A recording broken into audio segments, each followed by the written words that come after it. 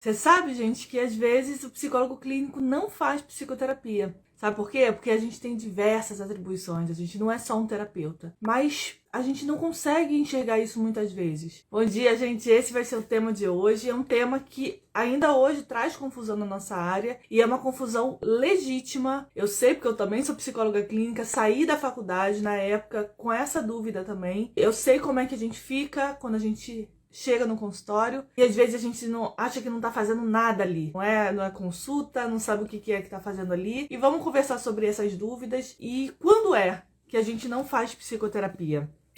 Bem, uma das maiores dúvidas, né, que acontece quando a gente sai da faculdade é que a gente sai ali querendo fazer nossa abordagem, né? A gente quer fazer nossa psicoterapia dentro da nossa abordagem. E a gente acha que todos os casos, a gente como psicólogo clínico, a gente vai tratar um paciente dentro da nossa abordagem. E a gente às vezes faz pós-graduação, né? A gente sai, vai fazer uma pós-graduação. E aí na pós-graduação a professora fala, ontem a gente teve uma colega que falou que a professora da pós falou assim, ó, psicólogo, a gente não faz diagnóstico, por conta da abordagem, né? A abordagem não faz diagnóstico, então não tem essa de diagnóstico, é chegar já na postura da abordagem, já chegar ouvindo a pessoa ali e já começar a psicoterapia. E aí, gente, quando a gente para pra pensar isso, a gente tá fazendo aí igual um terapeuta, não igual um psicólogo, né? Um terapeuta não tem uma graduação de psicologia, não tem intervenções privativas da sua área, como a gente tem, né, da área da saúde. Então a gente precisa atuar de forma correta dentro da nossa área, né? Por que a gente tem essas intervenções legais da nossa área? E quais são as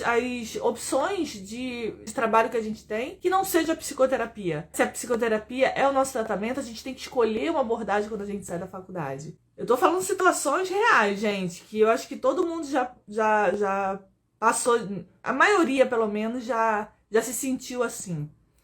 A gente chega ali no consultório, chega o paciente, aí a gente vai ouvir, a pessoa marca ali com a gente no telefone, né? Vai marcar uma consulta. A gente vai sentar ali no consultório, a pessoa vai sentar na nossa frente, né? E a gente tá ali ouvindo aquela pessoa. No nosso coração, a gente tá acolhendo aquela pessoa. A gente não sabe nem muitas vezes o que é isso. Ah, eu estou acolhendo a pessoa. Ouvindo, estou acolhendo, estou sendo carinhosa. O psicólogo tem que ser uma pessoa empática. Aí a gente tá ali ouvindo e aí a gente marca pra começar na próxima semana. Só que, na verdade, a gente não tá fazendo nada, né? Se a gente estiver fazendo assim. E eu já ouvi muito colega falando exatamente isso. Rosileia, às vezes eu sento ali, eu ouço a pessoa tá me ouvindo, e às vezes eu vou, mando a pessoa escrever, a pessoa tá com dificuldade de falar, eu mando ela escrever. Às vezes a pessoa tá, mas com que objetivo? O que é isso? Que intervenção é essa que você tá fazendo? Você já tá na psicoterapia? Você tá fazendo uma outra intervenção? O que é isso? Entende que nós estamos assim no nosso consultório? Muitas vezes a gente não sabe o que tá fazendo ali. Isso, gente, não é psicoterapia, isso não é nada, isso não é, eu sei lá o que é isso, né? Então é isso que a gente faz muitas vezes quando a gente sai da faculdade. A gente senta ali e às vezes, gente, a gente passa anos da nossa vida fazendo isso. Anos da nossa vida sentada sem fazer isso, só que a gente precisa mudar isso. Porque a gente é psicólogo, a gente tem que aprender a atuar como psicólogo, a gente precisa entender quais são as nossas funções, missão, quais os objetivos das nossas intervenções, e entender que a gente não é um terapeuta. Eu não tô falando que o terapeuta faz isso, não. O terapeuta faz pelo menos a abordagem, faz pelo menos o processo de psicoterapia lá dentro da abordagem. Psicoterapia não, de terapia, né? Porque ele não é psicólogo. E o psicólogo? Chega a pessoa, ela quer ir fazer a psicoterapia direto, né? Mas você sabe, gente, tem situações que a gente nem faz psicoterapia. A psicoterapia é apenas uma das nossas intervenções. Essa é a principal diferença que a gente tem dos terapeutas. O terapeuta só tem a terapia dentro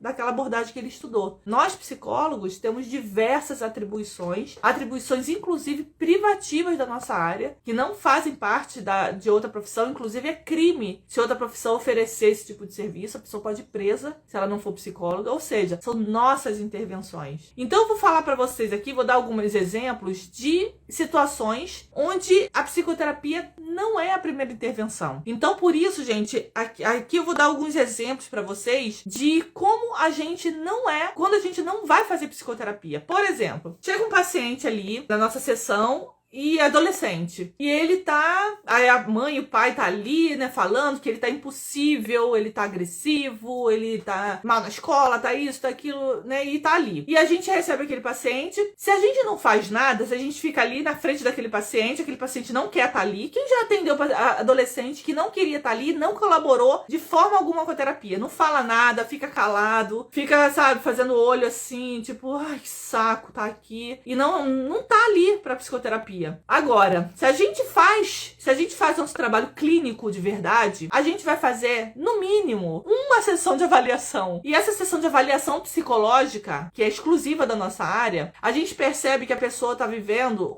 um processo de violência. E processo de violência não é só apanhar, não é isso. Ela pode estar vivendo um tipo de negligência, alienação parental, pode estar vivendo alguma coisa desse tipo, e aí a gente olha, gente, tá grave, porque o adolescente tá com ideação suicida, e a gente vai orientar os pais, porque isso tem que parar. E é nossa função fazer uma orientação psicológica. Orientação psicológica é uma atribuição privativa do psicólogo. Só o psicólogo pode oferecer. Nenhum outro profissional pode oferecer uma orientação psicológica. E aí, a gente chama os pais para essa orientação psicológica. Aí o pai e a mãe chegam ali nessa orientação e a gente explica o que está acontecendo, alienação parental e tudo mais. Mas esses pais não seguem as orientações. A gente vai acompanhando esse adolescente em várias avaliações e esse adolescente continua sofrendo e aumentando o nível de suicídio dele. E aí, o que acontece? Alguma quebra de sigilo a gente vai precisar ter nesse momento e a gente vai precisar mostrar para os pais, se eles não colaborarem com essa questão, a gente vai ter que encaminhar um caso para um outro órgão. Nós não vamos poder atender. Então a gente vai ter que encaminhar um caso muitas vezes. E essa é só uma das situações onde a gente encaminha, por exemplo, para o Conselho Tutelar. Mas vão ter casos que a gente vai denunciar, vai ter casos que a gente vai ter que... Ou seja, a gente vai ter que colocar na vara da família, a gente não vai atender, né? Então, entende que a psicoterapia, às vezes, não é a primeira opção. E, às vezes, ela é uma das opções, mas ela não é a única. Por exemplo, um adolescente chega ali e ele tá com uma crise apática muito grave. E ele não vai fazer psicoterapia nesse momento porque ele tá com crise muito grave de apatia. Apatia é uma crise muito grave dentro da depressão, por exemplo. E aí os pais falam, não, olha,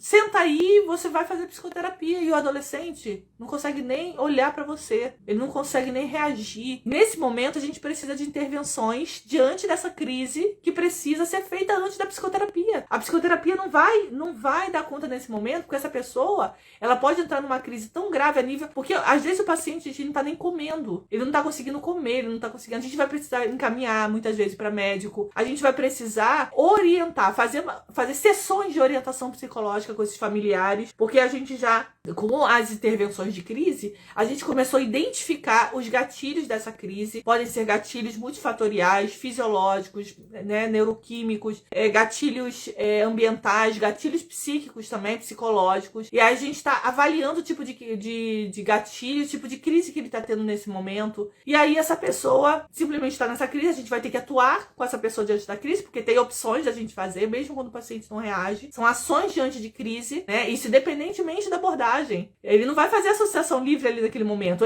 Se eu for psicanalista, eu posso fazer uma análise dessa situação. Eu posso fazer uma análise, né, da perda de objeto, né, do objeto desejado ali, né, a opção de morte, ou seja, eu posso fazer vários tipos de análises nesse momento, mas eu ali não estou ainda fazendo o meu trabalho clínico, né, meu trabalho de psicoterapia clínica. Eu estou fazendo um trabalho de psicólogo clínico. Às vezes a pessoa, o familiar, leva um outro familiar ali que não quer fazer terapia. Não quero fazer terapia, eu não vou estar aqui, ponto. E eles vão continuar numa situação horrível e os pais, às vezes já é um adulto até, né, o filho, o jovem adulto que mora com os pais, e o pai e a mãe ficam, meu Deus, ele tem que fazer psicoterapia, ele tem que fazer, eu não aguento mais esse jeito dele, ele tem que se entender, tem que entender que tá maltratando as pessoas, que ele não tá sendo legal, que ele tá, sabe, ele não quer ir trabalhar, ele não quer fazer isso, só que a gente não tem como obrigar, isso é proibido, a gente não pode obrigar ninguém a fazer psicoterapia. E às vezes o pai e a mãe obriga e ele vai toda semana pra lá e não faz psicoterapia. Não faz, ele pode ficar meses ali, às vezes não vai fazer, ele só vai ficar com mais raiva. Vai piorar a situação dele lá, muitas vezes, né? E nesse momento, o psicólogo pode oferecer outro tipo de serviço e não a psicoterapia. Para os pais, por exemplo, pacotes de orientação psicológica, para os pais entenderem como lidar com essa pressão. Não é psicoterapia nesse momento. Às vezes o adolescente está ali com muita crise de ansiedade ou crises depressivas e está no meio do ano letivo ali de escola e o psicólogo pode falar assim, olha, para eu iniciar esse tratamento, eu vou precisar que essa pessoa fique um pouco fora da escola, tire um tempo, a gente avaliou, depois de uma avaliação psicológica, da nossa anamnese, a gente avaliou que era necessário, a gente fez um diagnóstico, fez até um diagnóstico diferencial, a gente investigou ali que tem mais de um transtorno mental se desenvolvendo ali, e aí a gente avaliou, por exemplo, que essa pessoa precisa ficar um pouco em casa para poder começar a engatar no processo psicoterapêutico, para que ela possa ter um tempo para ela, para que ela possa, o processo possa ter. A gente pode fazer isso. Eu vou fazer um atestado. Assim como o médico faz, a gente também pode fazer nesse caso. Depois de uma avaliação, depois de uma anamnese bem feita, depois de um diagnóstico, pelo menos uma hipótese diagnóstica, para que essa pessoa, a gente pode falar que essa pessoa necessita ficar um tempo descansando, respirando, fazendo algumas intervenções, e a gente vai dar um atestado. Vai lá, fica uma semana em casa, para que você possa descansar dessa situação e pensar comigo sobre essa situação e refletir um pouco para depois que você volte melhor. Entende que isso faz parte das nossas atribuições e o psicólogo não sabe, não se aproveita disso. Então, gente, eu vou ficando por aqui. Aguardo vocês amanhã na nossa VIP Class, 5 horas da tarde, aula do nosso curso fechado, que a gente abre gratuitamente toda quarta-feira, 5 horas da tarde, para você que não é nosso aluno poder estudar com a gente também, tá? E tem material também. Tchau, gente! Beijinho, tchau, tchau.